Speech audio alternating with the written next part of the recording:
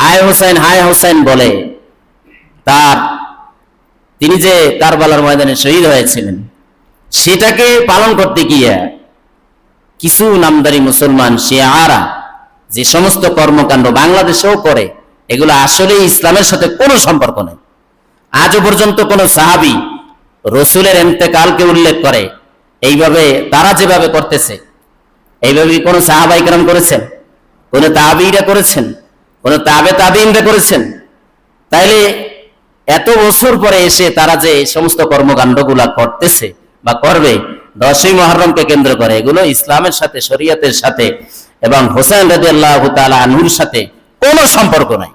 হোসেন রাদিয়াল্লাহু তাআলা আনহু শহীদ হয়েছেন, ধমনী থেকে রক্ত দিয়েছেন শুধু জমিনে দ্বীন প্রতিষ্ঠা করার জন্য, বাতিলের মোকাবেলায় নিজের ধমনী থেকে রক্ত ঝরিয়েছেন কালিমার পতাকা জমিনে উড্ডীন করার জন্য, অন্য কোনো উদ্দেশ্য তার ছিল না।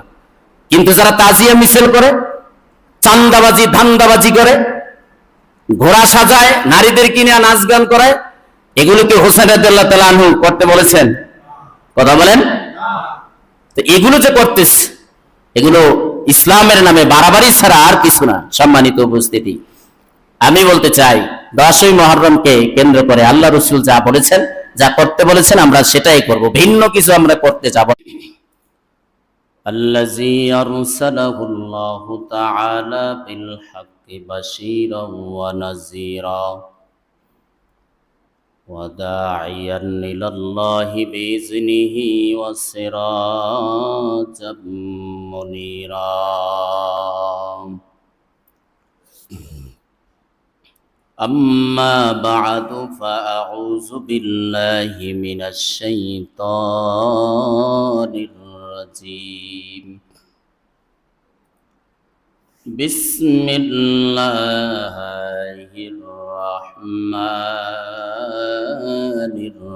الرحيم. فليعبدوا رب هذا البيت.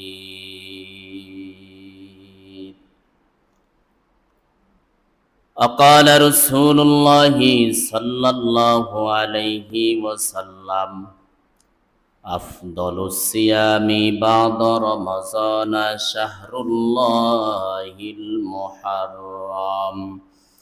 وقال رسول الله صلى الله عليه وسلم: صيام يوم عاشوراء أحتسب على الله أن يكفر السنة التي